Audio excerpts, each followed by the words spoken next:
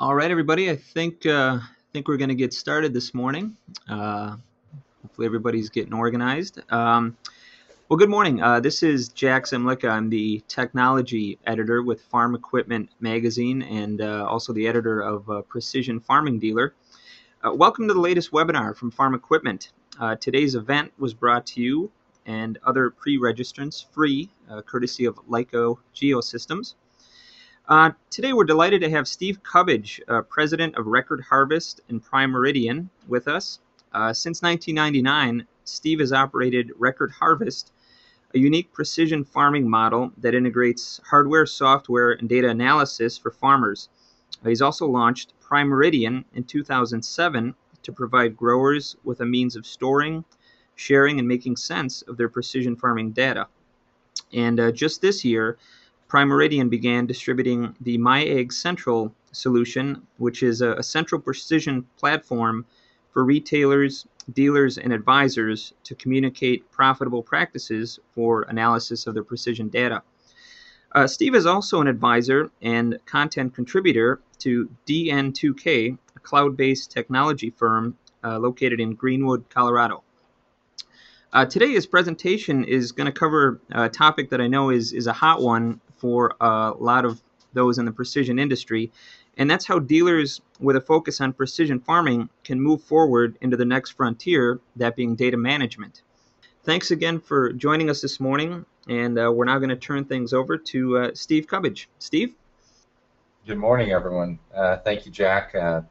Appreciate everyone taking the time out of their busy schedule for hopefully this informative webinar. And we're not going to waste any time, and we're going to jump right in as far as the topic for the day, as far as data management and the next frontier for farm equipment dealers. And this is a presentation that I gave to a group of dealers also at the Ag Connect earlier this year, but I think it is very much relevant to the changing landscape that everyone is starting to see in precision agriculture. And so with that, I just kind of look at the picture that you see on your screen, kind of the modern farm out there and how it's changed.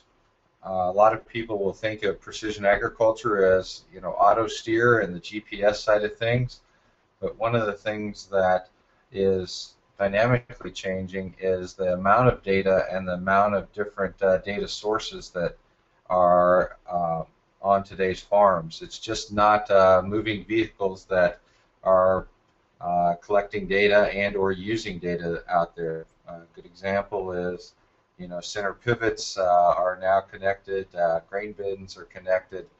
We've got, a lot of cell-based mobile applications out there. And so used to, in the precision ag realm, we thought about two things when it came to data. One was yield data that came from combines, and the second was fertility data that your local fertilizer dealer may have grid sampled your field and wrote a prescription for that.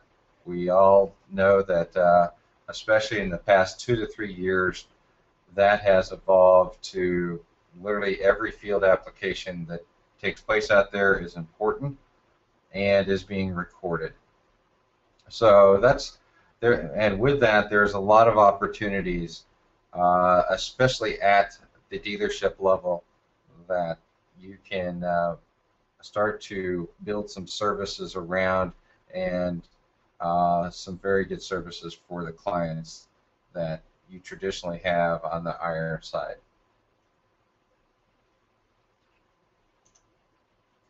So the question is, why is this important? Why is data important? And our take on this is that there's been a lot of press over the many years as far as how we can increase food production. A lot of that press is centered along the lines of the biotechnology sector, as far as being able to produce more in subpar conditions such as drought-tolerant corn, any of the BT type hybrids.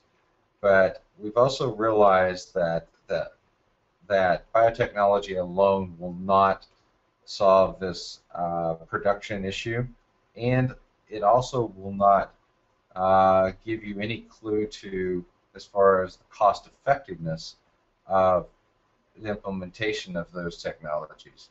And so we believe the answers to many of those problems probably lie in the precision data that either is being collected or should be collected at the field level and down at the farm, whether it be in the combine or maybe even from an aerial drone that is collecting data on a regular basis. It's all going to be very important. So the biggest question in the industry has been, why hasn't the data side taken off like other technologies like AutoSteer and AutoBoom? Those were very easy technologies to adopt, and it was in essence, it was the easy button. Literally, you can press one button, or you didn't even have to press a button in the case of AutoBoom, and it did exactly what you needed it to do. And so data management has not been all that simple to, and probably so far there hasn't been an easy button for it. So the other problem that, going back a little bit of history, the precision agriculture industry and the ag industry in general is probably built, in some terms, farmers would look at it like a Tower of Babel. And first of all, equipment did not talk to each other. There were no file standards as far as the type of data file standards. There was no industry standards when it came to naming simple things like fields and varieties. So the data was scattered and not organized. And the producer, interestingly enough, although it should center on him, a lot of the services and a lot of the industry focused on, at the retail level, creating value, and that value didn't always drop down to the producer, or the producer was not in the loop on actually what was taking place on his own farm when it came to precision data. So the bottom line is what in many cases you've ended up with at the grower level is confusion. And they've realized that the data piece is not simple. And the second thing that is particularly troubling is that the producer does not realize the value of their data, of their own data. The other thing was that the producer was under the impression, and I think early on it was probably the case, that the producer could do it all. But today there's too many sources, too many things coming from different places to be able for the producer to handle. The producer is not an IT specialist. And so, and finally, one of the things is that the industry has really failed to educate at the grower level the things that a grower needs to do, or the step-by-step process for precision agriculture implementation, especially when it comes to data and data management. That is probably the most glaring omission to the industry, and really relates back to why we haven't seen advancements to like we should have. So when you look at the whole data piece through the eyes of the producer, this is probably what the producer sees. He sees a lot of data cards, he sees USB sticks, or many of you probably realize that you only get a call about data whenever their monitor is too full, and you've got to come out and basically download 3 or 4 years worth of data so they can continue to watch the yields, or for them to continue to function. That is not data management. That is crisis control as far as when it comes to data management. But this this is a perfect example of where a lot of growers' data is stored, and sometimes this is as far as it gets. So the second thing is that even if it does make it off the card or off that USB stick back to the office computer, there's a lot of the where's Waldo going on of where is your precision ag data. And there's been a lot in the industry where the producer has given his data to some of someone else to maybe make a map for them or to do some data downloads for them. Unfortunately, a lot of times, instead of getting an electronic copy back, all that the grower has gotten is a nice little conversation piece on a piece of paper that they can take down to the coffee shop. And so when they're asked of where that data is, as far as the electronic piece, they have no idea. And a lot of data has been lost or mishandled in that way. And so it's not a game, and it's very important for the growers to realize that even if their data is either copied or shared, that they need to retain an original copy of their data.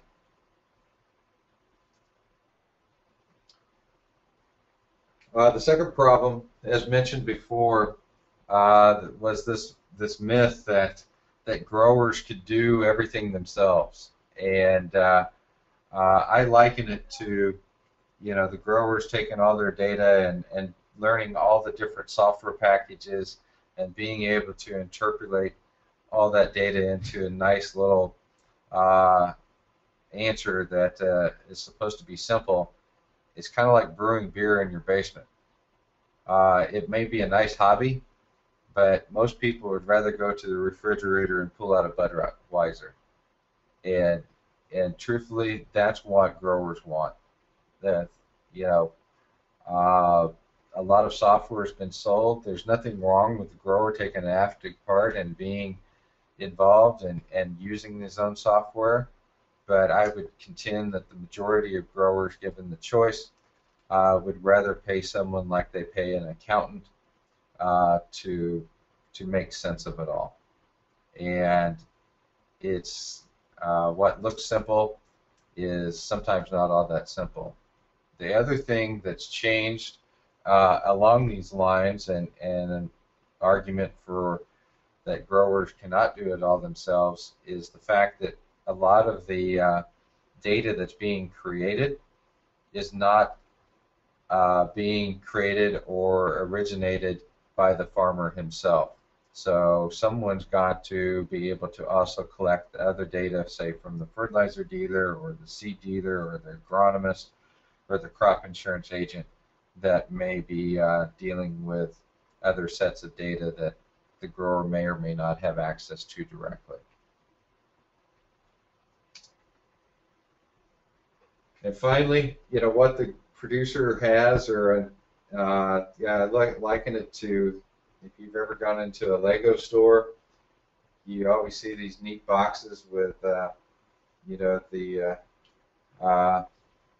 Star Wars Millennium Falcon or the Death Star, already, nice picture, everything's already done for you. That's what you're supposed to build, that's what you want. But the truth is what the producer has when it comes to data is literally that box of Legos not put together on the left. And there is some assembly required. There is a lot of training that takes place as far as or needed to take place in order to manipulate and streamline the data process. And as mentioned before, growers are not IT people. They don't want to be IT people, and nor do they want to have 15 different softwares in order to be able to make and get an answer to what they need to do from a production or a management level. And finally, this is a serious problem in the data management side of the industry. And I know that how many of your growers, if you've dealt with any of the data that comes off the growers' monitors in this, planter, tractor, or combine, how many of them either put all their information maybe even on one field or one farm or one file.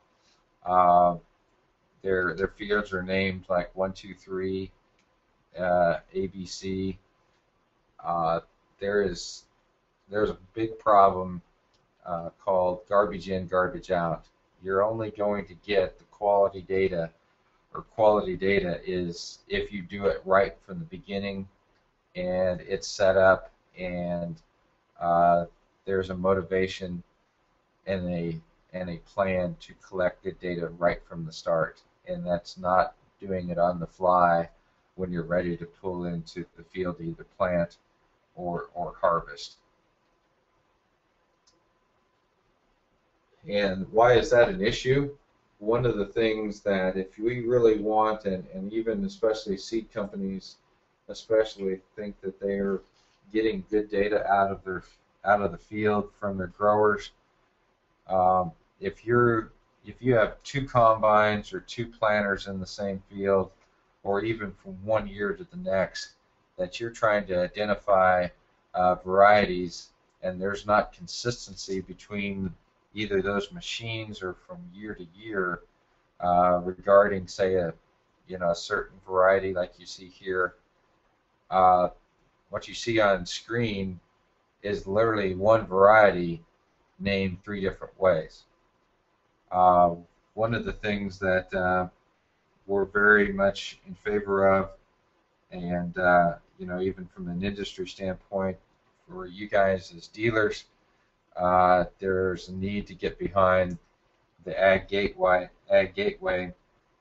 spade project. I'll put a plug in for that, of being able to have some standardization when it comes to naming varieties, when it comes to naming products within the industry, so that the data that is collected out in the field from these operations has some type of meaning and value from year to year. Because if it is just named willy-nilly, you're not going to create much value in the end, or be able to make very many long-term management decisions when it comes to the agronomic side of things.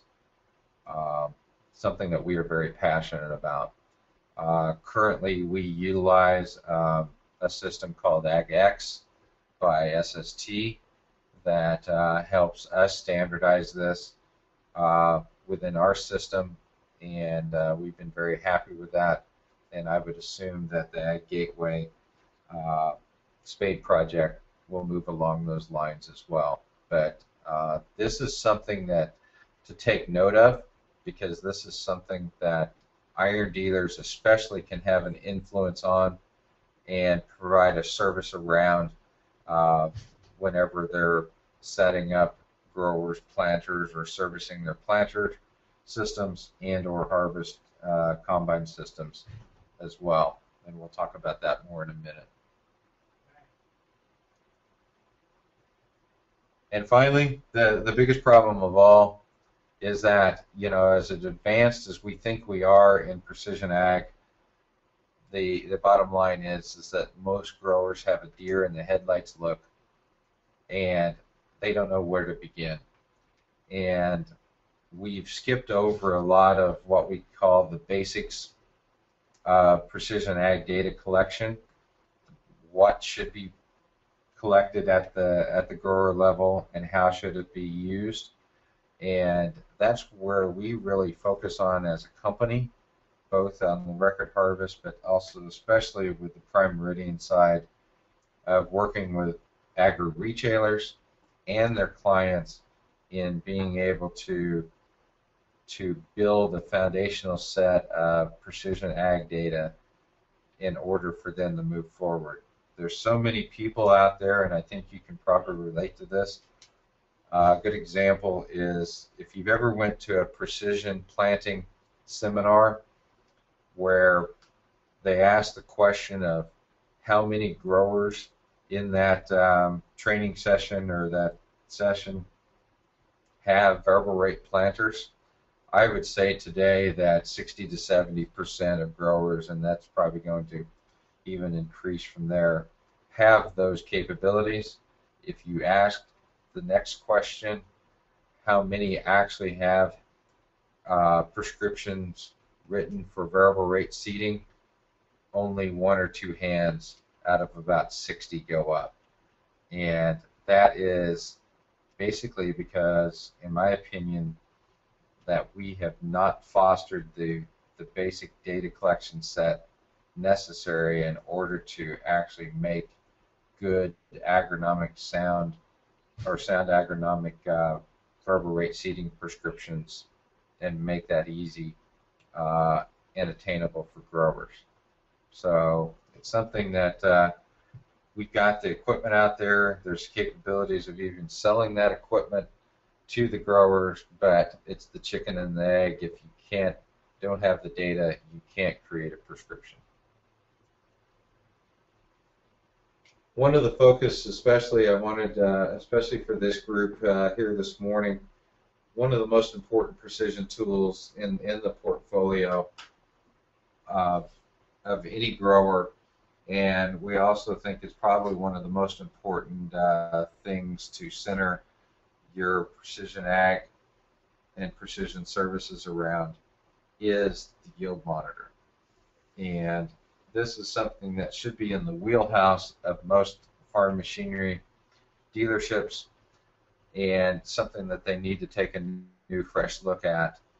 And so we tell producers that you can never recreate the yield data. It tells a unique story. It is the final report card of what goes on in that field, of every management decision that they have made throughout the year, and being able to compare it to different fertilizer rates, different varieties. And you only have so many harvests in a lifetime. And I hear so many people talk about whether or not they should wait another year to put a yield monitor on their combine, or maybe even add a GPS to it. There are so many combines out there without GPS, and my conclusion on that is why. And secondly, to me, it's like buying a car without wheels. It just doesn't make sense that we've got this very valuable resource that is not being used to its potential, or even being used anything beyond that moment that it passes through that field. And so we really want to emphasize that. This is something that I think, as far as service programs for dealers, can be implemented around their winter maybe combine service programs, to make sure those yield monitors are up to snuff. And it's maybe an opportune time to make sure those yield monitors are updated, programmed with proper client farm fields or grower farm field hierarchies, and utilize that opportunity to jumpstart your precision services business literally around that particular service. At the end of the day, the grower is asking, how's this going to make me money? And for many years, at farm shows, growers would come up and wonder how a yield monitor is going to make them money. Well, I think because of now we can literally start to interact that yield data with so many different things. We can literally interact and see from year to year to year how much, as far as a nutrient side, was taken out of the soil by literally monitoring crop removal with yield maps is a good example. Being able to do yield versus variety, yield versus certain management practices, That's how you actually make the money and utilize this information. So the payoff is certainly better variety selection. There's multiple years worth of data. Unfortunately, a lot of growers have kind of a hit and miss portfolio of data. One of the things for us is that we very much are adamant of not trying to create variable rate seeding maps unless we have at least 3 quality years worth of yield data, and also prefer a combination of even EC and soil type data to go along with that. As mentioned, we can monitor nutrient removal, and we can compare that yield to virtually any variable. Every other production factory has some type of barometer or gauge or baseline that they judge their production by. That is the real value of a yield map, of seeing, cost analysis and being able to see how your management actions influence actual production. And now the heart of the matter of how and who solves these problems that we've talked about. Everybody's been struggling with this, especially even at a retail level. The fertilizer side or fertilizer retailers have been probably the most involved over the years historically because of the nutrient management side. But now we've got literally all vendors of all types, from seed dealers to iron dealers to fertilizer dealers, are all at the table trying to offer a combination of services that this best fit not only their needs but their growers' needs. And there's going to be a need for collaboration to make that work more seamlessly, and that's what we're going to talk about today. The question is, how do we tear down this Tower of Babel, or Precision Tower of Babel? The industry needs to accept the standards we talked about as it relates to agronomic practices, the standardized naming hierarchy. The other thing is that we need to get the grower back in the game. He's been sitting on the sidelines, and truthfully, he needs to control his own destiny and be at the table, as far as not so much doing his own data analysis, but literally being a voice in what's going on in the interaction, and how that what he actually wants to see out of that data. And finally, we think there is a need, or growing need, for an independent voice or a data advocate on behalf of the producer, kind of a trusted advisor that sits at the center. So where does that put you as far as dealer opportunities in the data? I think a lot of it, for many dealerships, it's going to depend on really what level of commitment, what role do you want to play. There's going to be all types of, from very involved to farming it out to others. But I don't know any dealership in this modern age that deals with this, any type of precision ag equipment, that's going to be able to run from this. So this is where we talk about the producer's inner circle and the precision team, or the network that he builds around it. This, when it comes to data, there used to be the myth, and it probably even it may have worked in the beginning, but just being able to put in data and spit out a yield map, and that's being the end of the data management piece, is not where we're at today. The industry's moved beyond that, and so that data that's collected on, for instance, on that combine, may need to be shared with 5 or 6 different people within the precision circle.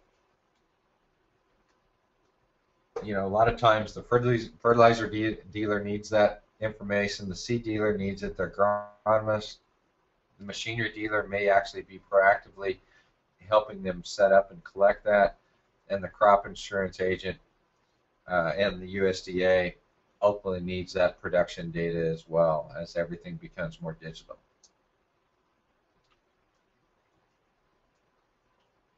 So the question is, as dealers, are you in or out of the circle? Do you want to be a manager or a player on the team?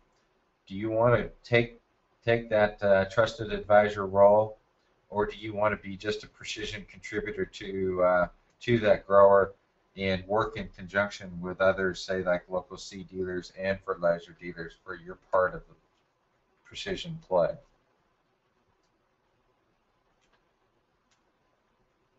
The grand illusion sometimes, and I think this is fading. And if at InfoAg this year at a conference there in Springfield, Illinois, I saw a whole nother attitude coming within the industry, and it was very refreshing, of the need for collaboration.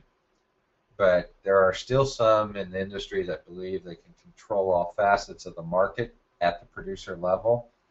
The reality is that there's too much technology coming from too many sources. Even if you own and control everything on the vehicle side of things, the industry that has got information coming from, as mentioned earlier in the very first slide, from your grain bins to your center pivots to even aerial drones, satellite imagery, you name it, there is information being created on the grower's behalf that no one entity in this agricultural industry is going to control.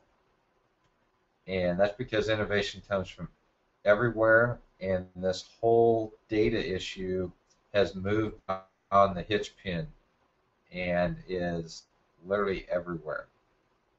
And you've got a mixed fleet of precision ag hardware out there that somebody is looking for the Best Buy Geek Squad literally to put it all together and make it work for the grower. If we do not do this, or that grower does not see an easy way to do that, they're going to get, in our opinion, technology fatigue and literally leave a lot of this technology, back, and it's going to be left in the box. And they're seriously waiting on a precision Superman, or as mentioned, the Best Buy Geeks or the Geek Squad to show up and put all these pieces together for him. And the question is industry listening? How can we help address that and listen to those growers better? To literally define what we consider a trusted advisor, think of it as a kind of your local Edward Jones broker that you're going in and talking to them about what needs to be done in order when it comes to precision data and how that they can benefit from it. And there's a lot of names for it. You can call them a traffic cop. Affectionately, I call it the precision accountant, because one of the questions that I ask in many different things many groups is that I ask them how many of them actually do their own taxes, and very few, if any, ever raise their hand.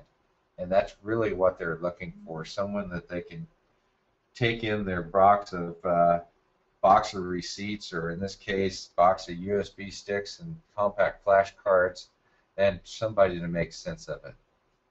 And really, they also are a data broker looking at the value for the producer. You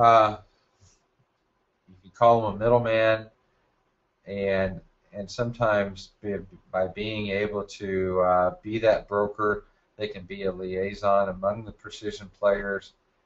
They can also help coordinate that plan for the grower as far as where that data is coming from, and actually help facilitate the exchange of data so it ultimately has more value.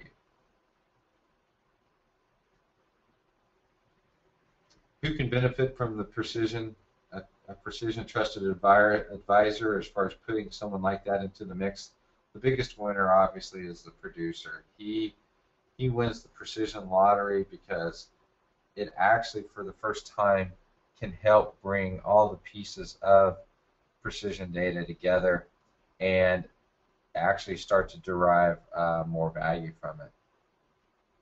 And a lot of this is not going to be solved from a top-down approach. This develops by having a personal relationship with the grower at the grassroots level. If any of you are who've been in this precision game long enough, you can look back to something that was probably ahead of its time, but also very much a top-down concept in the industry. Was back in the early 2000s, there was something called Vantage Point. That was a group of industry leaders that came together to develop some sort of online program where growers could literally upload their yield data, and everything just happened magically for them, and they got everything back probably in their email at the time. It was a great concept, but the flow of information was the wrong direction, and they really didn't have anybody working at the local level. That is where you as dealers have a tremendous advantage and be able to develop those relationships long term. Won't play this, but you can see this clip. You get a chance, play it sometime, but there's a Super Bowl commercial that came out several years ago about herding cats. And when I think of precision agriculture data and what's needed out there, we need some cat herders and a lot more cat herders in the precision ag realm. And that's literally exactly what a role that you're probably going to sometimes have to play is a cat herder for precision ag. So the question is that, are you going to lead the lost out of the precision desert? And one of the things that I wanted to really emphasize, that as dealers, if you're going to adopt a portfolio and really set forth on selling precision services to your growers, that it has to be a focus and it has to come first. And I would encourage you that if it is a big part of where your dealership is headed, to maybe even consider taking that into a separate based precision business. It is that important, and it sometimes doesn't need to be muddied and take a second seat to the iron side of the business, because they are two different animals. And be careful what you wish for, because if it's not done right, if you do it right, you need to be prepared for it, because you're going to have people knocking down your door.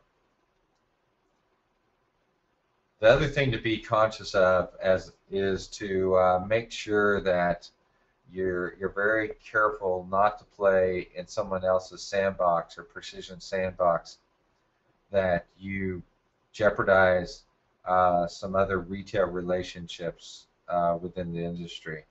It's a tightrope that many of retailers sometimes have to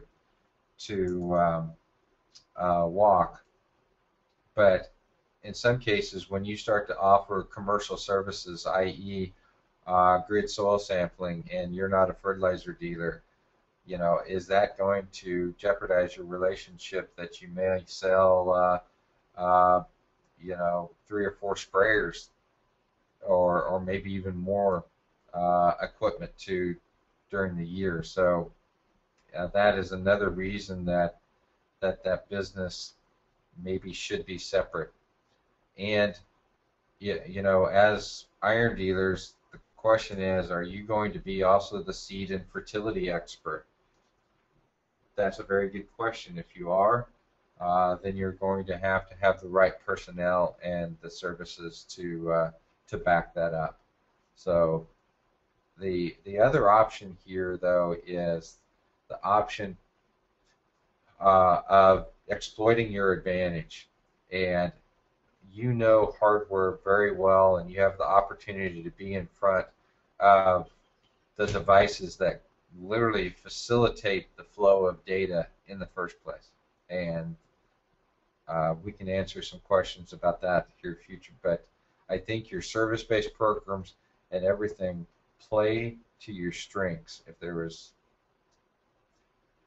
one of the things we do is, as mentioned earlier, we offer a service in our multi-year packages called a data monitor prep or precision prep. Every spring before growers go to the field, whether it's their planter, their sprayer, or combine, all the data is organized and put on all those monitors so that all monitors match.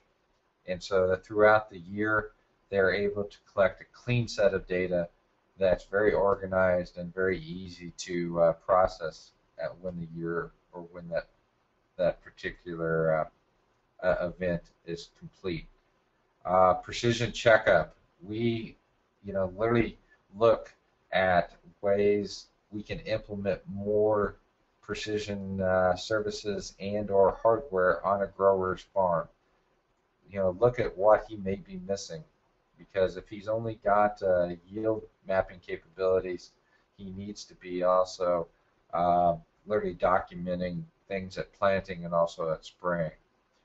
The other thing that is in your wheelhouse that many of you are already implementing is fleet management services, or at least the logistics side of things. We think that these will ultimately evolve so that they also have more meaning on the agronomic side. You could also be a data coordinator and a reseller of precision services from outside sources. Prime Meridian does that to a lot of retailers. We cater specifically where retailers can brand a portfolio of our services as their own, and then basically being able to customize that for themselves without having a lot of in-house personnel in order to offer those services. Bottom line is the future of the future in this industry is wireless and mobile, and I'm going to add to that, it also is going to be in the cloud. And so one of the things that we see as a pitfall is that as everybody moves to the cloud, you think in their wireless systems that everything's going to get easier. The good news is that we are finally probably at least going to be able to collect the data that we should have been collecting and at least archiving. The problem is that if you've got a mixed fleet or multiple technologies or multiple brands, it's kind of like whenever you want $100, and unfortunately you have to go to 5 different banks to retrieve it. If data doesn't flow easily into a central dashboard or a central account that the grower has the ability to direct, then we're coming up and literally chasing our tail and coming back to the same problem that we have now, that the data is not in one central place for the grower to act upon. So one of the things that what's missing, and to answer that question, there's a couple of things from a dealer standpoint that we see as missing in the industry.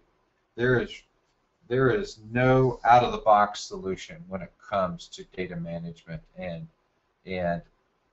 I'm not talking about specific software, but I'm talking about being able to offer a set of services, a standardized set of services to the grower to at least build the foundation on. There's nothing out there like that. The other thing is that I see, as things go more mobile and more to the cloud, and as you've probably already seen, the future is going to be a combination of hardware sales and also subscription services. And because of that, it's going to take an immense what I call dealer management system, or a new style dealer management system that says whenever your RTK subscription expires or your data plan subscription expires, that there is an easy way to track and maintain that. Most precision dealers are not equipped for that today. The other thing is that there's no easy way to even place a prescription order for soil sampling and yield mapping and those type of things online to a central hub that could do that processing on behalf of dealers. Those are some of the things that we're working on, specifically with the MyAgCentral. I call it kind of the grand clearinghouse that connects growers to retailers like yourselves, and to also service providers like a Prime Meridian. And then to back in that, everybody has to get paid, and you know yourself. People say, how do you bill for this? How do you keep track of it all? We are looking at a dealer management system and working with a company called Iron Solutions, which many of you already may know. But one of their strengths is that they're collaborating with an ERP, or a dealer management system called NetSuite, so that we can actually provide, so it's Iron Solutions powered by NetSuite, to be able to actually transact business when it comes to the subject and the business of precision agriculture. You can sell a light bar, but how do you sell a set of services from grid soil sampling to yield mapping to aerial drone imagery, and be able to, and RTK subscriptions, and manage all that? That is a different animal than your typical service business that you have today. And the bottom line is, the technology doesn't hold all the answers, but you guys do. You will figure out those solutions, but hopefully this would help kind of as a guide of where that industry's heading, where we can hopefully address some of those issues together. And we we do this for our future and their future. So the fact of the matter is that there's a little bit of incentive for this to get us right, and 2050 is not all that far away. So with that, certainly we'll turn it back to Jack, and that concludes the presentation for the day. Well, that was great. Thank you so much, Steve. Really appreciate it. I think there was a lot of valuable tips included there, a lot of good information. With that, too, we wanted to maybe toss a couple of questions your way. If anybody's got anything that went unanswered, feel free to drop a line in. But we did have a couple of questions that we wanted to toss at you, Steve. First question here was just going back to calibrating the yield monitor. And, it seems like a lot of farmers may do this only once or twice a season, but what's maybe a good rule of thumb for a dealer in terms of making sure those yield monitors are calibrated? Well, that's, a lot of that's almost a dealer by dealer basis, but it's certainly a very, very important piece that often gets neglected. I would be very happy if they would even do it once or twice a year or during the season. But typically, we would like to see at least 3 or 4 calibration events, so to speak, during the season or during a crop. And hopefully, I think one of the things is that being out there with that machine just as a ride along, and a lot of growers just haven't taken the time to even realize kind of the steps that's needed on a lot of these calibrations, and why more than one is needed. And so I think it's just more of an education process. So being proactive about it, and working with even seed dealers to maybe have a weigh wagon out there, can at least get you in the ballpark and get it some good data from the very start of the season. All right, thank you for that reply. Another question here is kind of looking for some expertise on which firms and dealers, are starting to do the quote unquote independent precision ag advisor service right. Do you have any good examples of who might be kind of leading the way in that regard? Some good examples. As far as on the dealer side, or iron dealer side, or the uh, or this precision independent firms. I would guess maybe if you do have some thoughts on either or both. Okay. Well, I know that definitely, a good example of some of the collaboration that we've even seen personally is a dealer, O'Malley Implement, here in southeast Kansas, not only came to us, but also working in conjunction with a local fertilizer dealer to really uh, put together everybody's services and come with one plan and one single offering to the growers that they serve, where they actually took the lead because they have that day-to-day relationship with those growers, but being able to implement that uh, with collaboration was key to them. So I think that's a great example. There's other, I think you're going to see firms like the CropQuest, the Servitech type independent agronomy firms start to collaborate more with dealers on this. I would point that out as agronomy is going to take a lead role, and so I would encourage anyone, whoever sees that, whoever's leading in that in a particular region or a local area, those are some of the people you want to collaborate with. So, All right. I think we got time for maybe just a couple more here. Another question we had here was how many and maybe what types of software would be needed to be known to be an effective, trusted advisor? I don't know if there's a ballpark range or maybe just some entry points here for the software that would help put a dealer along that path. there's, I don't know if you can count to infinity. Uh, it's it, it it actually is the number that to literally start with. I mean, there's certain softwares out there that are kind of our key softwares. Not endorsing any one of them. Obviously, we use everything from SST to FarmWorks to SMS of Ag Leader.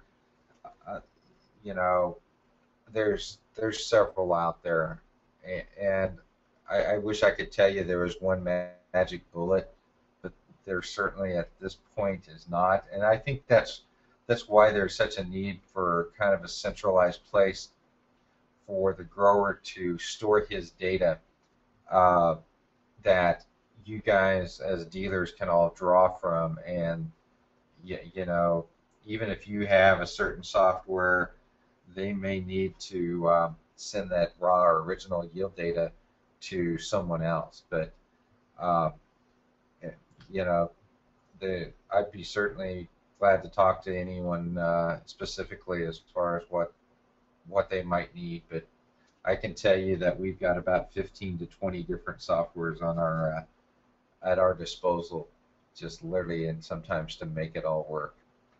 Gotcha.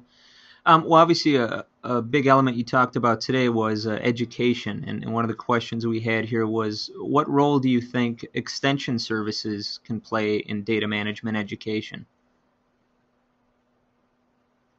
Well, I think this is actually a potential new opportunity for extension, is to literally start holding more education based or grower based seminars on not so much uh, some of the research, so to speak, but literally the step by step of how you actually collect data, how you name data. A lot of people, a lot of growers have never even sat down at a table and understood why you need to put forth some type of organization or hierarchy of how you name your farms or fields. And I think there's a role, I think that would be a great role for extension to play to really be proactive in that. And literally, I think the data that could be collected, they would be a nice independent research arm that could literally work with growers with the data that they collect and really start to understand, test plots, so to speak, or precision test plots, much like they uh, have had variety trials, for, for instance, for years. But in this case, they literally have a whole wealth of data that they could utilize at the extension level that can come digitally. Great, and I think we have time for one last question here, and that would be, is there access to a return on investment data that may help growers that are not currently using data management or precision tools? In other words, farmers that aren't using variable rate planning prescriptions. Is there anything kind of available out there that might be a good resource for dealers? I think there's some resources, especially and the one that I tend to look toward a lot. I know that both Purdue and Iowa State seem to do a lot of that cost analysis. Uh, Purdue is probably known a lot, looking at that. I know there's others out there. I can't think of them at the top of my head, but if any one of them, I would definitely point to some of the Purdue research as far as cost effectiveness. I do know that other things as far as implementation of the technologies like AutoBoom and those type of things. I know that Kansas State has a calculator online, so they're out there. And once again, I think that's a good place where extension can come in and really start to put some numbers to the value of this. Well, great. Well, thanks again, Steve. Clearly there's a lot of potential out there, and certainly an area that the industry and ourselves will be keeping an eye on in the future. I wanted to take the opportunity to mention too that one way we certainly plan to grow in our coverage of this topic is through our Precision Farming Dealer publication, and I'm happy to announce that in next year, in 2014, we'll be adding a second print edition to our spring edition. So we'll be having a spring and fall print edition next year. So hopefully you can look for some coverage of topics like these in those editions. Well, that's all the time we have today. Again, on behalf of Steve Cubbage, Leica Geosystems, and the Farm Equipment staff, thanks again for joining us today for this webinar. Certainly, please let us know what you think of this and future topics that you'd like us to cover. We'll be sending out a short survey to get your input, and we'd greatly appreciate any feedback. Thanks again for joining us today. And thanks again, Steve. Thank you.